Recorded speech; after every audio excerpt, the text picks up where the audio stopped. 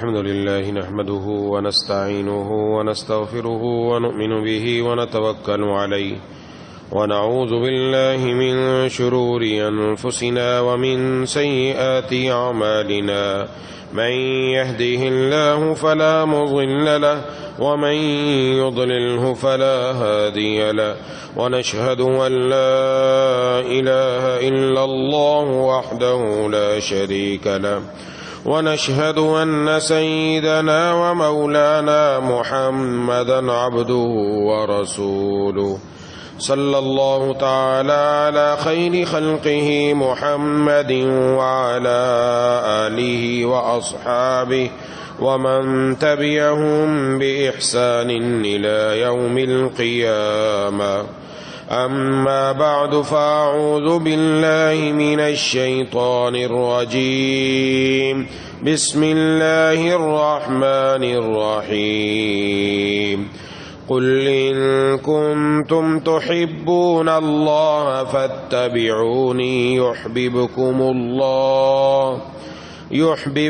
الله ويغفر لكم ذنوبكم والله غفور رحيم.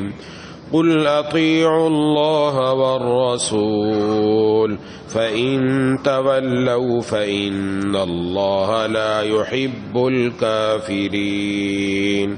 صدق اللہ العظیم. میرے دوستوں اور ساتھی، اللہ تبارک و تعالی نے سورہ آل عمران میں ارشاد فرمایا قل ان کنتم تحبون اللہ فاتبعونی. آپ صلی اللہ علیہ وسلم سے کہا گیا کہ آپ لوگوں سے کہہ دیجئے اگر تم اللہ سے محبت رکھتے ہو تو میری اتباع کرو، میری پیروی کرو. یحببکم اللہ، اللہ تم سے محبت کرے گا. وَيَغْفِرْ لَكُمْ ذُنُوبَكُمْ، اور تمہاری خاطر تمہارے گناہ معاف کر دے گا. واللہ غفور الرحیم، اور اللہ بہت معاف کرنے والا بڑا مہربان ہے. قل اطیعوا اللہ والرسول، آپ فرما دیجئے کہ اللہ اور اس کے رسول کی اطاعت کرو. فَإِن تَوَلَّوْا، پھر بھی اگر منہ موڑو گے، فَإِنَّ اللَّهَ لَا يُحِبُّ الْكَافِرِينَ، تو اللہ کافروں کو پسند نہیں فرماتا.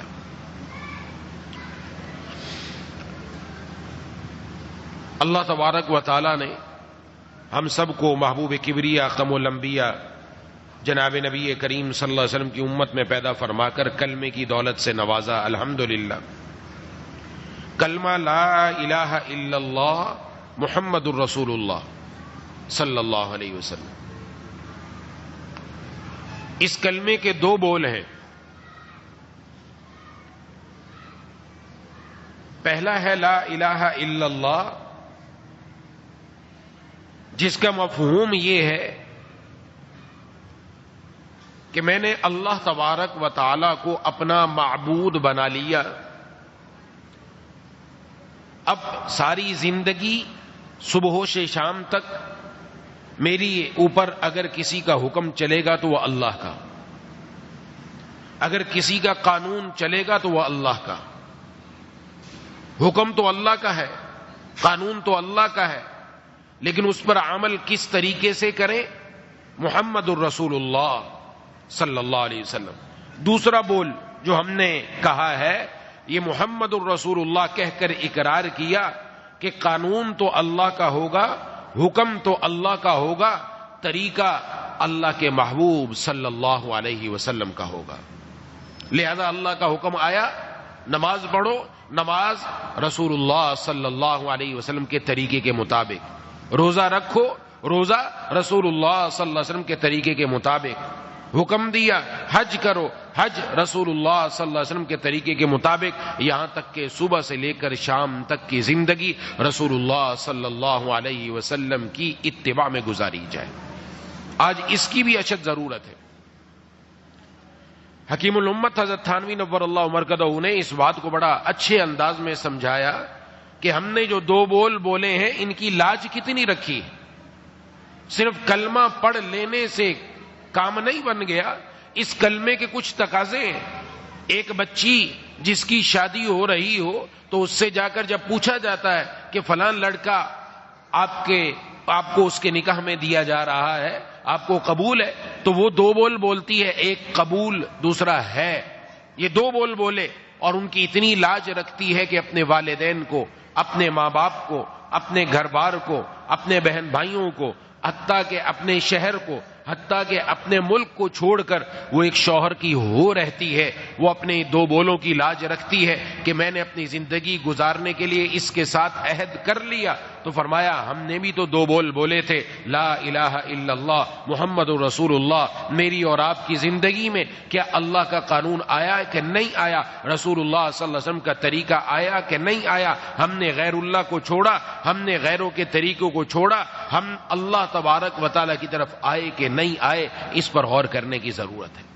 اب ماہ مبارک کے اندر الحمدللہ ہمارے اندر نیکی کا جذبہ ہے، اس جذبے کو مزید پروان چڑھانا ہے، اس جذبے کے اندر اس بات کو بھی شامل کرنا ہے کہ انشاءاللہ میری 24 گھنٹے کی زندگی رسول اللہ صلی اللہ علیہ وسلم کے طریقے کے مطابق ہوگی انشاءاللہ، میرا سونا، میرا جاگنا، میرا کھانا، میرا پینا، میرا گھر سے باہر نکلنا، گھر کے اندر جانا، میرا مسجد میں آنا، مسجد سے نکلنا، میرا بیت الخلاء میں جانا، بیت الخلاء سے نکلنا، غرض ہے کہ میرا ہر کام وہ جناب نبی کریم صلی اللہ علیہ وسلم کے طریقے کے مطابق ہوگا۔ یہ دنیا کے اندر ہم سفر کر رہے ہیں، یہ نہیں کہ ہم ٹھہرے ہوئے، ہماری زندگی یہ ہمیں بتلا رہی، ہم سفر میں، سفر پر ہیں۔ سفر کس کی طرف ہے؟ آخرت کی طرف۔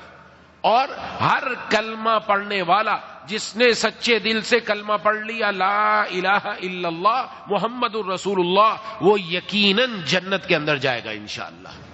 ہماری منزل جنت ہے، ہم دنیا کے اندر سفر کر رہے ہیں جنت کی طرف، یہ جنت کی طرف سفر چل رہا ہے۔ دنیا میں انسان اگر ایک شہر سے دوسرے شہر کی طرف سفر کرتا ہے تو وہ اپنے سفر کے اندر چند باتوں کا خیال رکھتا ہے۔ نمبر ایک، میرا سفر عزت کے ساتھ ہو، ذلت کے ساتھ نہ ہو، اس لیے وہ جانے سے پہلے ٹکٹ کرواتا ہے تاکہ میں عزت کے ساتھ سیٹ پر بیٹھ کر سفر کروں۔ ایسے نہ ہو کہ بس میں مجھے لٹکنا پڑے، ریل گاڑی میں مجھے لوگوں کی جوتوں میں بیٹھنا پڑے، پاؤں میں بیٹھنا پڑے، اس لیے پہلے وہ ٹکٹ بک کرواتا ہے، یہ عزت کے ساتھ سفر ہو جائے۔ نمبر دو، وہ چاہتا ہے میرا سفر راحت کے ساتھ ہو، ایک طریقہ اکانومی کے اندر جائے، ایک طریقہ اے سی والی ڈبے میں جائے، تو وہ چاہتا ہے میں اے سی والے ڈبے میں جاؤں تاکہ میرا سفر راحت کے ساتھ ہو، راستے کے اندر مجھے گرمی کی تکلیف نہ ہو۔ تیسری چیز وہ دیکھتا ہے اجلت کے ساتھ ہو، میرا سفر جلدی ہو جائے۔ ہم یہاں حیدرآباد کے اندر اگر ایک جگہ سے دوسری جگہ جانا ہے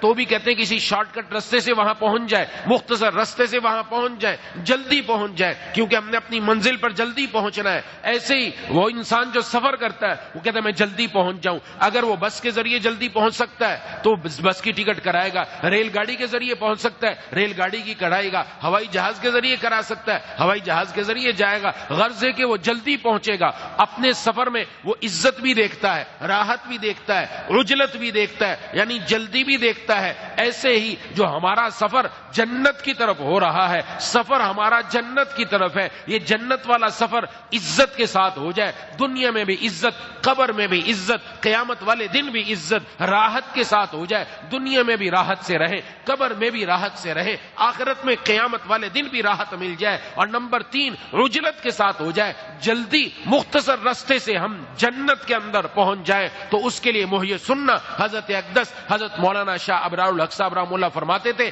ان چار چیزوں میں تا ہے، جنت میں پہنچنا ہے عزت کے ساتھ، راحت کے ساتھ، اجلت کے ساتھ۔ فرمایا ایک 5 تا والی چیز لے کر آ جاؤ، وہ ہے سنت، سنت لے آئے تو انشاءاللہ عزت کے ساتھ، راحت کے ساتھ، اجلت کے ساتھ جنت میں پہنچ جائیں گے۔ تو جنت جلدی پہنچنے کا مختصر رستہ، شارٹ کٹ رستہ، وہ جناب نبی کریم صلی اللہ علیہ وسلم کا طریقہ اپنی زندگی میں لانا ہے۔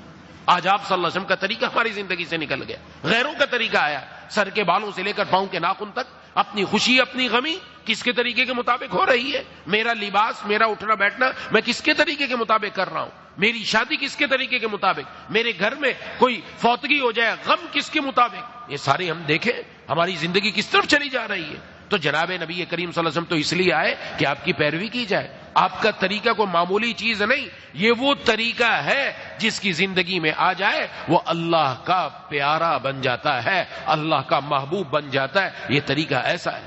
جس طرح مقناطیس ہے نا، مقناطیس لوہے کو اپنی طرف کھینچتا ہے، ایسے حضور کی سنت کے اندر یہ خاصیت ہے، وہ بندے کو اللہ کا محبوب بنا دیتی ہے۔ سنت آ جائے بندہ اللہ کا محبوب بن جاتا ہے۔ اس لیے اپنی زندگی میں سنت لے کر آنی۔ اس میں سے 3 آسان سنتیں عرض کر دوں، 3 آسان سنتیں جن پر عمل کرنا ہمارے لیے آسان ہے، کوئی مشکل نہیں۔ نمبر 1، ہر نماز کے بعد 33 مرتبہ سبحان اللہ، 33 مرتبہ الحمدللہ، 34 مرتبہ اللہ اکبر۔ یہ حضور صلی اللہ علیہ وسلم کی سنت ہے، سنت سمجھ کر اس پر عمل کریں، اور اس کی وجہ سے نیکیاں جو ملتی ہیں وہ الگ ہے کہ دن کے اندر 100 مرتبہ اگر ہم پڑھیں گے، پڑھا تو 100 مرتبہ، لیکن ثواب اللہ 1000 عطا فرمائیں گے۔ 5 نمازوں کے بعد پڑھیں گے 5000 ثواب ملے گا۔ رات کو سونے سے پہلے 100 مرتبہ دوبارہ پڑھ لیا جائے، یہ سنت ہے۔ اس پر کوئی مشکل ہے؟ کوئی لمبا چوڑا کام ہے؟ کچھ بھی کام نہیں ہے۔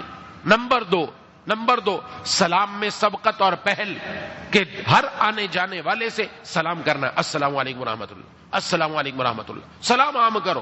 گھر میں داخل ہو سلام کرو، گھر سے باہر نکلے سلام کریں، گھر میں بچوں سے ملے سلام کریں، بیوی سے ملے سلام کریں، والدین سے ملے سلام کریں۔ سلام میں پہل اور سبقت، سلام زیادہ کثرت سے ہو اور پہل کرے سلام کرنے میں، یہ سنت بھی اپنانے کی ہے۔ اس میں کون سا مشکل کام ہے؟ اور تیسرا، ہر اچھا کام اس میں دایاں قدم آگے رکھا جائے گا، ہر برا کام اس میں بایاں قدم آگے رکھا جائے گا۔ مسجد میں آنا ہے، مسجد باہر کی بنسبت اچھی جگہ ہے، دایاں قدم اندر رکھیں گے، دایاں پاؤں اندر رکھیں گے۔ اور مسجد سے نکلنا ہے، باہر کی جگہ مسجد کا بنسبت بری ہے، پہلے بایاں پاؤں نکالیں گے۔ بیت الخلاء میں جانا ہے، بیت الخلاء باہر کی بنسبت برا ہے، اس لیے بایاں پاؤں اندر داخل کریں گے۔ بیت الخلاء سے باہر نکلنا ہے، باہر کی جگہ بیت الخلاء کی بنسبت اچھی ہے، دایاں پاؤں باہر نکالیں گے۔ گھر میں جانا ہے، گھر باہر کی نسبت اچھا ہے کہ وہاں جا کر فتنوں سے حفاظت ہوتی ہے، دایاں پاؤں اندر داخل کریں گے۔ گھر سے باہر نکلنا ہے تو باہر کی جگہ گھر کی بنسبت بری ہے، اس لیے بایاں پاؤں پہلے باہر نکالیں گے۔ ہر اچھا کام دائیں طرف سے، ہر برا کام اور گھٹیا کام، ہر ادنا کام وہ بائیں طرف سے۔ یہ سنت ہر عمل کے اندر آ گئی۔ یہ 3 سنت پر عمل کرنے کی بدولت اللہ ان سنتوں پر بھی عمل کرنے کی توفیق عطا فرمائیں گے جو ہمیں بھاری معلوم ہوتی ہیں۔ بھاری کیا معلوم ہوتی ہیں؟ آج ایک چیز جو ہمارے اندر نہیں ہے، وہ کیا؟ شلوار ٹخنوں سے اوپر ہونا۔ اس کو سمجھتے ہیں شاید یہ ایسے ہی چل رہا ہے، فیشن چل رہا ہے شلوار ٹخنے سے نیچے رکھنے کا، لہذا شلوار ٹخنے سے نیچے۔ شلوار ٹخنے سے اوپر رکھنا نہ صرف سنت بلکہ واجب ہے۔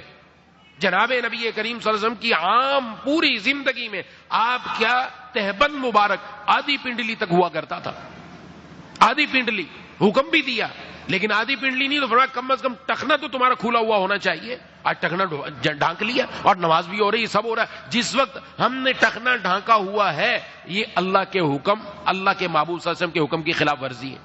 جناب نبی کریم صلی اللہ علیہ وسلم نے فرمایا ثلاثۃ لا یکلمہم اللہ ولا یزکیہم ولا ینظر الیہم ولہم عذاب علیم۔ 3 آدمی ایسے قیامت والے دن اللہ تعالیٰ 4 عذاب دیں گے ان کو، 4 سزائیں ہیں ان کے لیے۔ نمبر 1، اللہ ان کی طرف دیکھنا بھی گوارا نہیں کریں گے۔ نمبر 2، اللہ ان سے گفتگو فرمانا گوارا نہیں کریں گے۔ نمبر 3، اللہ ان کو گناہوں سے پاک بھی نہیں فرمائیں گے۔ اور نمبر 4، اللہ ان کو دردناک عذاب دیں گے۔ اب آپ اندازہ لگائیں، یہ کوئی چھوٹی موٹی بات ہوگی؟ ان میں 3 میں ایک بات، المسبل، فرمایا جس کا اوپر سے آنے والا لباس ٹخنے کو چھپا دے، شلوار ٹخنے کو چھپا دے، تہبند ٹخنے کو چھپا دے، پینٹ ٹخنے کو چھپا دے، فرمایا یہ بندہ، اس کے لیے 4 سزائیں ہیں۔ نمبر 2، احسان کر کے احسان جتلانے والا، ارے تو وہی ہے نا، فلاں موقع پر تیرے ساتھ میں نے یہ سلوک کیا تھا۔ اور نمبر 3، جو اپنا سودا بیچتا ہے، جھوٹ بول کر بیچتا ہے، جھوٹی قسم کھاتا ہے اور سودا بیچتا ہے۔ یہ 3 آدمیوں کے لیے 4 سزائیں۔ ان میں پہلے نمبر پر عرض کر دیا کہ شلوار ٹخنے سے نیچے رکھنے والا۔ حضرت عثمان غنی رضی اللہ تعالیٰ عنہ جب آپ صلی اللہ علیہ وسلم کی طرف سے قاصد بن کر مشرکین مکہ سے بات کرنے گئے تھے، یہ مشرکین مکہ کے اندر تھا اور آج بھی ہے، متکبرین کے اندر، مالدار لوگوں کے اندر۔ ان مشرکین کے اندر یہ بات تھی جو جتنا مالدار ہوتا اس کا تہبند اتنا ٹخنے سے نیچے کیا وہ زمین پر گھسٹتا ہوا آتا تھا، گھسٹتا ہوا آتا تھا۔ لیکن حضور کی سنت نہیں ہے، حضور کی سنت نہیں ہے، بلکہ ایک حدیث شریف نے فرمایا ایک آدمی ایسے چل رہا تھا کہ اس کا ازار ٹخنے سے نیچے تھا اور وہ گھسٹتا ہوا آ رہا تھا، اللہ نے اس کو 7 زمینوں کے نیچے دھنسا دیا اور وہ قیامت تک دھنستا ہی چلا جائے گا۔ یہ سزا ہے، یہ کوئی معمولی بات نہیں سمجھنا چاہیے کہ ہم معمول سمجھ کے چھوڑ دیتے ہیں۔ اپنی شلوار بنوانی ایسی چاہیے۔ اب اس کو بعض لوگ کہتے ہیں یہ تو مولوی اس کے پیچھے پڑ جاتے ہیں، پیچھے کیا حضور کا حکم ہے، اور چیز ایسے نہیں کہ چھوڑ دے ختم، واجب درجہ ہے اس کا، اس پر وعید آ چکی ہے۔ تو حضرت عثمان غنی رضی اللہ تعالیٰ عنہ جب ملاقات کے لیے گئے تو جو لے کر جا رہا تھا اس نے کہا کہ آپ کا ازار تہبند آپ کا ٹخنے سے اوپر ہے، آپ مشرکین مکہ کے مالدار لوگوں سے بات کرنے جا رہے ہیں اور آپ بھی مالدار ہیں، آپ کو پتہ ہے ان کا دستور، آپ اپنا ازار نیچے لٹکائیں اور زمین تک آنا چاہیے تاکہ آپ کی ان کے ہاں عزت ہو۔ تو حضرت عثمان غنی رضی اللہ تعالیٰ عنہ نے فرمایا کہ میں نے اپنے محبوب، اپنے دوست سرکار دو عالم صلی اللہ علیہ وسلم کا یہ ازار یہیں تک دیکھا ہے اور میں یہیں رکھوں گا، اسی میں عزت ہے، کسی اور چیز میں عزت نہیں ہے، اور ایسے ہی گئے۔ یہ تو کافروں کا طریقہ ہے، مسلمانوں کا طریقہ نہیں ہے، حضور کا طریقہ نہیں ہے، آپ صلی اللہ علیہ وسلم کا طریقہ تو یہ ہے۔ اور بعض لوگ کہتے ہیں جی میں تو تکبر کی وجہ سے نیچے نہیں کرتا، تو تکبر کی وجہ سے کرو یا نہ کرو۔ علامہ ابن حجر عسقلانی رحمت اللہ علیہ بخاری شریف جو کتاب اللہ کے بعد سب سے زیادہ صحیح کتاب ہے اس کی شرح لکھنے والے ہیں علامہ ابن حجر عسقلانی رحمہ اللہ، انہوں نے تمام حدیثوں کو جمع کر کے لکھا کہ شلوار ٹخنے سے نیچے رکھنا چاہے تکبر کی وجہ سے چاہے تکبر کی وجہ سے نہ ہو، دونوں صورتوں میں ناجائز ہے۔ اور ہمارے اندر تکبر ہے یا نہیں یہ تو ہم کسی کے پاس جائیں تو پتہ چلے گا نا۔ حضور فرما رہے ہیں، حضور نے حدیث شریف میں ایاکم و اسبال الازار کہ اپنے ٹخنے کو اوپر سے آنے والے لباس سے چھپنے سے بچاؤ، ازار اپنا ٹخنوں سے اوپر رکھو۔ کیوں؟ فرمایا یہ جو ازار کا لٹکانا یہ تکبر کی وجہ سے ہوتا ہے۔ حضور فرما رہے تکبر کی وجہ سے ہو رہا ہے، اور میں کہوں نہیں یہ تکبر کی وجہ سے نہیں، حضور کی بات ماننی ہے، میری بات ماننی ہے۔ آپ صلی اللہ علیہ وسلم فرما رہے ہیں یہ تکبر کی وجہ سے لٹکا رہا ہے، تو اس کی اجازت نہیں ہے، اس پر سخت وعید ہے۔ یہ تو محض سنت سے درجہ آگے بڑھ گیا، واجب کا درجہ ہے، اس لیے اپنے اندر یہ چیز بھی لے کر آنی چاہیے۔ اپنے اندر میں سر کے بالوں سے لے کر ٹخنوں تک اور پاؤں کے ناخن تک حضور صلی اللہ علیہ وسلم کے طریقے کے اندر ہونا چاہوں۔ ایسے ہی چہرے پر سنت رسول سجانا یہ بھی واجب ہے، اس کا بھی رکھنا واجب ہے، ضروری ہے۔ حضور صلی اللہ علیہ وسلم نے اس کا حکم ارشاد فرمایا، میں مشرکین کی مخالفت کرو ان کی، اور مخالفت کیا کہ اپنی داڑھیوں کو بڑھاؤ اور مونچھوں کو کترواؤ۔ اب مونچھیں بڑھائی جا رہی، داڑھی کٹوائی جا رہی، نعوذ باللہ۔ داڑھی رکھنا بھی واجب، داڑھی کا بچہ رکھنا بھی واجب، اور ایک مٹھی رکھنا واجب ہے، ایک مشت رکھی جائے۔ اب اس کے اندر بھی گڑبڑ ہوتی ہے، لیکن اللہ سے عرض کرے اللہ میرے اندر کوتاہی ہے، کمی ہے، بجائے اس کے کہ گناہ کر کے بندہ اس پر دلیلیں دے، اپنے گناہ کو گناہ سمجھنا چاہیے کہ مجھ سے غلطی ہو رہی ہے، یا اللہ مجھے معاف فرما دیجئے۔ حضرت خواجہ صاحب تو فرمایا کرتے تھے حضور صلی اللہ علیہ وسلم کی سیرت سنت کے مطابق اپنے آپ کو بنا لو، اپنا چہرہ ان جیسا بنا لو، اپنے سر کے بالوں سے لے کر پاؤں کے ناخن تک کل اللہ تبارک و تعالیٰ پوچھیں کیا لے کر آیا ہے تو یوں جا کر کہہ سکتا ہے کہ تیرے محبوب کی یا رب شباہت لے کے آیا ہوں، تیرے محبوب کی یا رب شباہت لے کے آیا ہوں، حقیقت اس کو تو کر دے میں صورت لے کے آیا ہوں۔ میں تو صورت بنا سکتا تھا، یا اللہ حقیقت آپ بھی بنا دیجیے، تو کم از کم یہ تو کر دے، صورت بنانے پر بھی اللہ نواز دیتے ہیں۔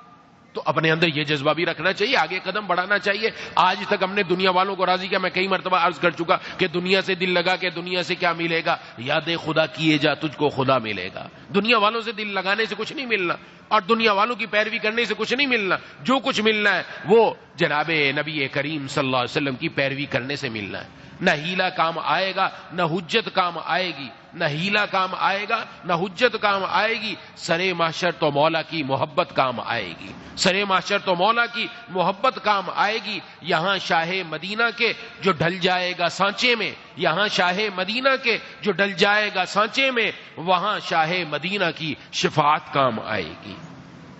جناب نبی کریم صلی اللہ علیہ وسلم کی صورت میں جو اپنے آپ کو ڈھال دے گا، قیامت والے دن جناب نبی کریم صلی اللہ علیہ وسلم کی شفاعت ہی کام آئے گی۔ تو اپنے آپ کو ویسا بنانا چاہیے کہ جہاں جہاں میرے اندر کمی ہے وہ دور کروں۔ اور یہ 3 سنتیں میں نے عرض کر دی، ان کا اہتمام ہو جائے۔ اب مسجد سے نکلنا ہے، مسجد میں آنا ہے، یہ چھوٹی چھوٹی سنتیں بظاہر، لیکن ایک ایک سنت ایسی ہے جو زندگی میں انقلاب برپا کر دیتی ہے، جو بندے کو اللہ کے قریب کر دیتی ہے، نہ صرف قریب کر دیتی ہے بلکہ اللہ کا پیارا بنا دیتی ہے۔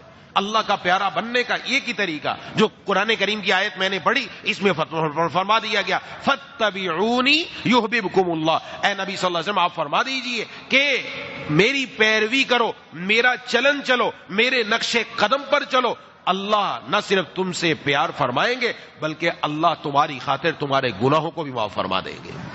تو جناب نبی کریم صلی اللہ علیہ وسلم کا طریقہ یہ ہے۔ اس لیے جہاں ماہ مبارک میں اور اعمال کی طرف الحمدللہ قدم بڑھا ہے، وہاں میں اپنی زندگی کا جائزہ لوں کہ میرا ہر عمل سنت کے مطابق ہو جائے، میرا ہر کام سنت کے مطابق ہو جائے، میرا اٹھنا بیٹھنا چلنا پھرنا جاگنا سونا یہ چیزیں ایسا ایسا میرے اندر آتی چلی گئیں، ایک دن حضور صلی اللہ علیہ وسلم کی پوری سنت کے سانچے میں انشاءاللہ ڈھل جاؤں گا، اور یہی چیز کل قیامت والے دن کام آنے والی، یہی کام آنے والی۔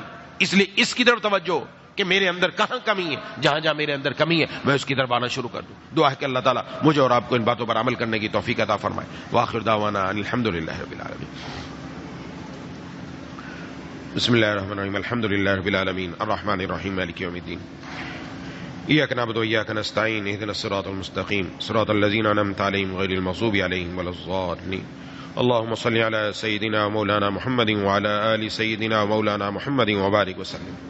ربنا اغفر لنا ذنوبنا وكفر عنا سيئاتنا وتوفنا مع الأبرار۔